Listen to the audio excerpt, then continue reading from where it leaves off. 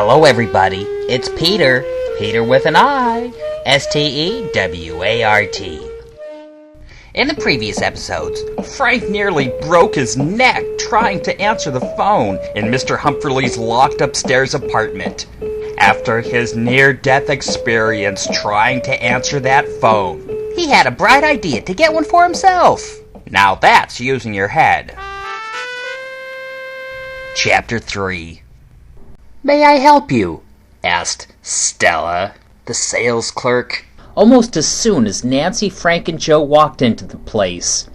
The kids could tell that this phone shop was the complete antithesis of the computer shop, where the clerks not only don't wear name tags, they hide from you. Finding a clerk at a computer store is like hunting down exotic game.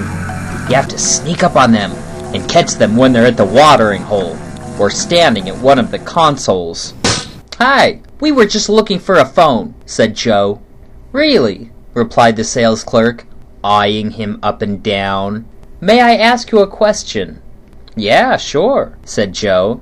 "Do you play sports?" she asked, still adding him up.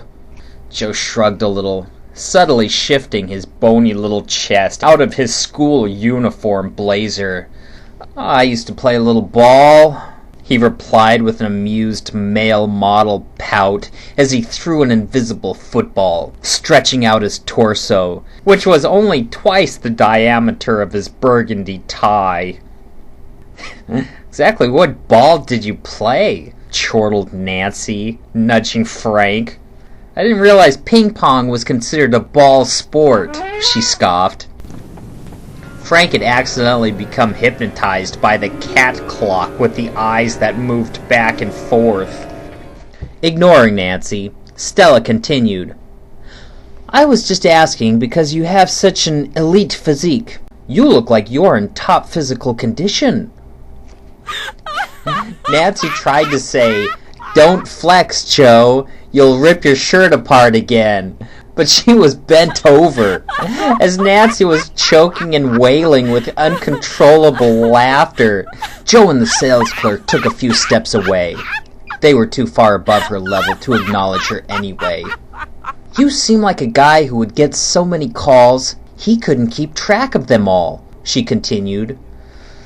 "Well, I must admit," said Joe, trying to be humble, yet failing miserably. "That's why I think you need the top of the line in telephone communication." She led Joe over to a high-tech, super deluxe product of useless machinery. "This is the LX Auto Secretary 3000. It's got everything you'll ever need.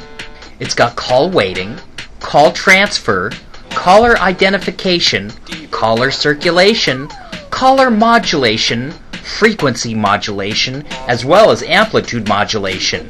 It's got a digital clock, an alarm clock, a chronograph, and a display listing the local times and dates of every major city in the world. See? The display lights up when you press this button.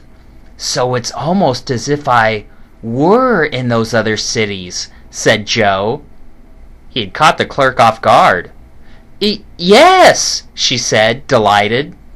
"And the special features include a special vibrating earpiece to massage your earlobes while you talk, and a special heat-sensitive number pad so you don't actually have to press any numbers to dial. You don't have to press buttons on a cumbersome keypad," she said with a disgusted grimace, which is important if you make a lot of calls. If Joe was a little older, she would have added, "If it did any more for you, your wife would have to kick you out of the house." She didn't need to add her old recycled joke because Joe was mesmerized. Stella could have turned him by his chin and looked into his dreamy eyes and said, "You are now a chicken." And he would have nodded, "Bawk, bawk." "How about this phone over here?" suggested Nancy, brushing a few stray tears away. The sales clerk took an apprehensive breath and chose her words carefully when addressing the no-frills phone.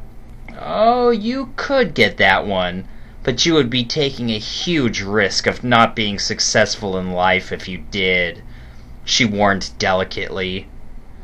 Nancy nodded at the high-tech model. "How much is it?" she asked.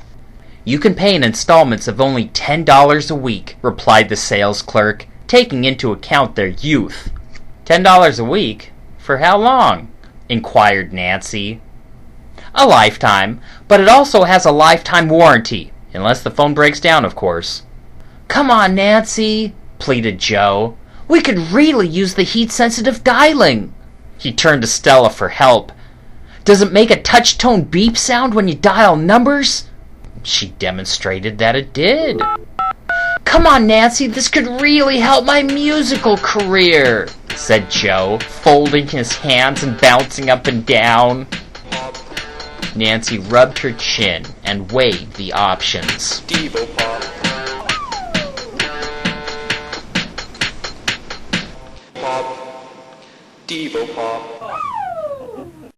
Nancy walked down the sidewalk, ignoring Frank and Joe, who glared at her coldly. She had to carry the bag from the store because Joe was so angry he didn't even want to touch it. Frank was disgusted simply because Joe was disgusted, and he naturally jumped on the bandwagon. "You had to make us get the cheapo phone, didn't you?" said Joe scornfully. "It wasn't my choice to make. They wouldn't let us get the other phone. We didn't have enough money," appealed Nancy. Technically, Nancy was right, that after saving their lunch money and the change they found laying about on the sidewalk, they were still short, but that didn't matter.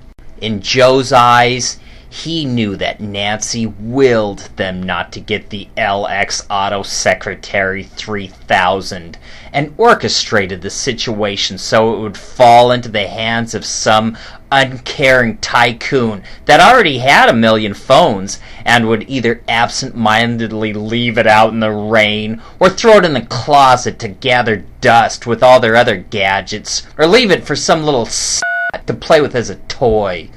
A chill ran up Joe's spine when he pictured a spoiled brat sawing at the LX Auto Secretary 3000 with a steak knife and hitting it against the wall and pooping in his lederhosen and rubbing it in his hair, and everyone laughing and saying, "Oh, isn't that darling? Somebody take a picture." They wouldn't love that phone like he would. Nobody could. "You were always jealous of that phone," said Joe, whose soul felt like a bitter prune. "I just don't," Joe halted her. "Just don't, Nancy."